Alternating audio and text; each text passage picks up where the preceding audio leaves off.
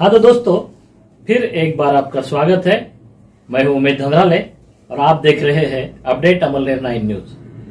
तो दोस्तों, हमेशा की तरह हम आज फिर एक बार कुछ ऐसा विषय लेकर आपके सामने आए हैं जो ना तो कभी आपने कभी देखा होगा, ना ही कभी आपने सोचा होगा कि ऐसा भी हो सकता है।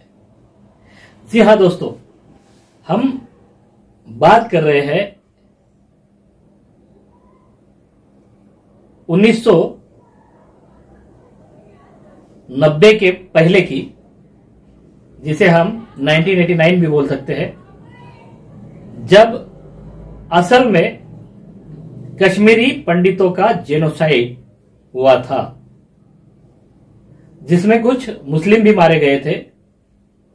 आतंकियों ने कश्मीर में कहर मचाया था। जैश-ए मोहम्मद, हिजबुल मुजाहिदीन, JKLF ऐसे कई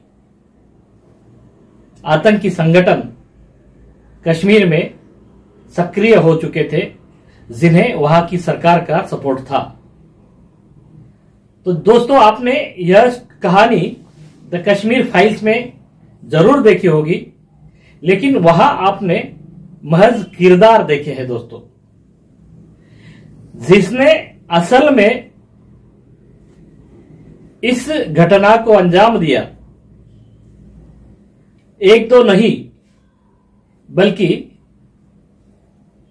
20 से ज्यादा लोगों को मौत के घाट चढ़ा दिया, जिसने गन पॉइंट पर कई हत्याओं को अंजाम दिया। उस खूंखार आतंकवादी को हम आपके सामने पेश करने जा रहे हैं। जी हां दोस्तों, आज का खास एपिसोड उस आतंकी पर है जो बिट्टा कराटे के नाम से जाना जाता था। आगे चलकर देश को तोड़ने के लिए, कश्मीर को भारत से अलग करने के लिए, कश्मीर में आतंकी रेप जैसी घटनाओं को किस तरह से बड़ी मात्रा में अंजाम दे रहे हैं, यह पूरी कहानी इस बिट्टा कराटे के जुबानी आपको हम बताएंगे। तो चलते हैं दोस्तों कश्मीर के उस खूंखार आतंकी के पास, जिसने कश्मीर में कई लोगों की जानें ली। जी हां दोस्तों, तो देखिए यह हमारी खास पेशकश। इसने POK में बाकायदा सहारा लिया, वहां ट्रेनिंग की और वहां से यह खूंखार आतंकी बनकर वापस कश्मीर की वादियों में आ गया, जहां इसने कश्मीरी पंडितों का हत्याकांड लगातार शुरू कर दिया। इस बिट्टा कराटे को हम आपके सामने पेश करने जा रहे हैं दोस्तों। आज हम आपको यह भी बताएंगे कि किस तरह से इस बिट्टा कराटे ने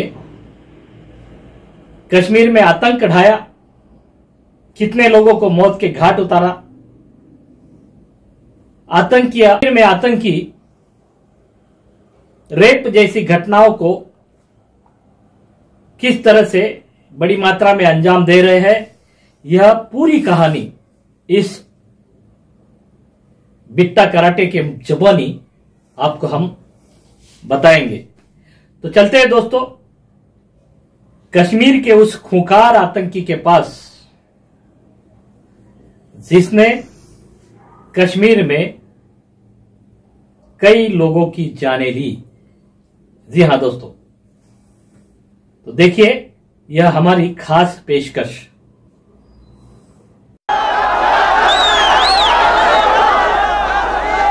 वो वक्त था जब कश्मीर में लोग सरकार शब्द से नफरत करने लग गए थे और मुट्ठी भर कश्मीरी आतंकवादियों ने उस वक्त के होम मिनिस्टर की बेटी रबिया सैयद को अगवा करके सरकार को घुटने टेकने पर मजबूर कर दिया था।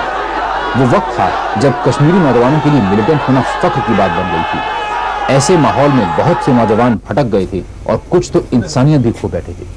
उनमें से एक था बिट्टा कराटे, जो भारत को तोड़ने के इरादे से ही पाकिस्तान ऑक्युपाइड कश्मीर गया था। वो आखिर टेररिस्ट क्यों बना? लोकल एडमिनिस्ट्रेशन ने हमें बहुत सताया जी। लोकल एडमिनिस्ट्रेशन ने हमें बहुत सताया, इसलिए तंग आकर मैं उसमें गया। तो आप हिंदुस्तान के दुश्मन बन गए जी।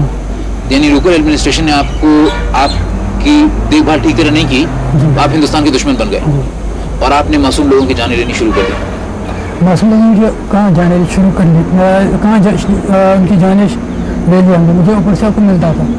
कौन देता था हुक्म? इशफाक मजीद वानी।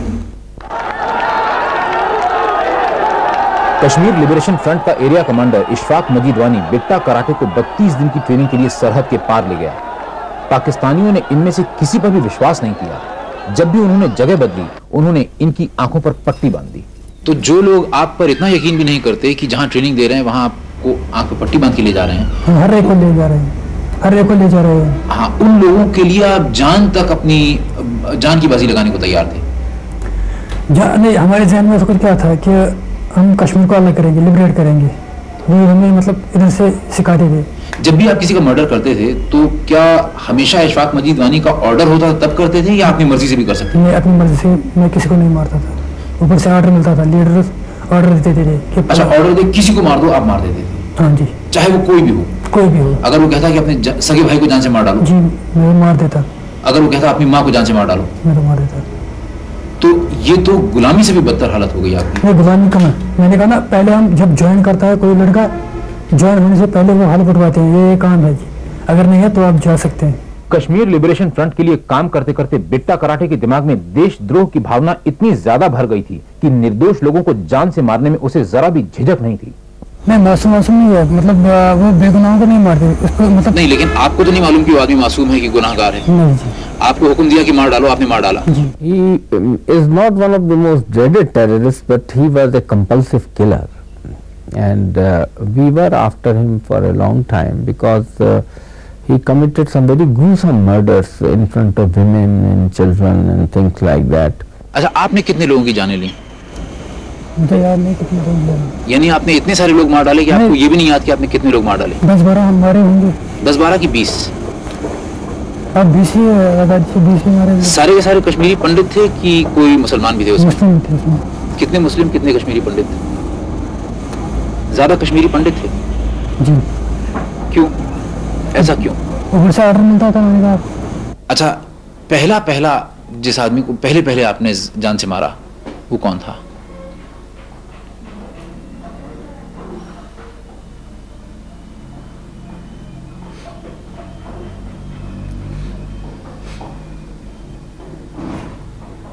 पहला कत्ल कब किया आपने? पहला कत्ल कब किया आपने? मैं भी सोच रहा हूँ। पहला मर्डर मैंने सतीश को मारा। सतीश कौन? सतीश कुमार टिक्कू। कौन था ये? जो ऊपर से मतलब ऑर्डर दिया गया कि उसको हिट करो, मैंने किया। कौन था ये? पंडित लड़का। सिर्फ इसलिए कि पंडित था? नहीं, वो शायद आरएसएस का था। तो क्या आरएसएस का होना किसी के लिए गुनाह है? यानी अगर कोई आदमी आरएसएस का मेंबर हो तो आप उसे जान से मार डालेंगे? मैंने कहा ना, मुझे ऊपर से इंस्ट्रक्शन मिलता था कि फलानी को मारो। अगर मेरी जगह किसी और को मिल जाता कि फलानी को मारो, उसको मारना था। जिस लड़के ने, बिट्टा कराटे ने सतीश को जान से मारा, उसके लिए आप क्या सजा मुनासिब समझते हैं? क्या समझते हैं आप? बेटा तो मेरा कहाँ से वापस आएंगे तो क्या कहूँगा। किस चीज से मारते थे आप? पिस्टल से। हमेशा पिस्टल से ही मारते थे या AK-47 से भी मारते थे? AK-47 से हम सिक्योरिटी वालों पर एक्शन फायरिंग करते थे। अच्छा, और जब किसी एक आदमी को मारना होता था तो पिस्टल से? पिस्टल से। तो अकेले जाते थे कि 2-3 आदमी साथ होते थे? मैक्सिमम मैं अकेला जाता था। तो नकाब पहनी होती थी आपने? नकाब के बगैर। यानी लोग आपको देखते थे कि आप हैं जो जान से मार रहे हैं किसी को? जी। लोग पहचानते थे आपको? तो लोगों ने आपको पुलिस के हवाले नहीं किया? नहीं। इसका मतलब लोग साथ देते थे। अच्छा, कभी ऐसा हुआ कि आपने जिस आदमी को मारना चाहा, आपने कोशिश की लेकिन आप फेल कर गए? नहीं। जब भी आपने कोशिश की सफल हुए? जी सफल हुए। मैं जिधर निशाना चाहता था लगा उधर बराबर पहुंच जाता। तो इसमें क्या खासियत थी आपकी, मतलब क्या बात थी कि आप हमेशा सफल हो जाते थे?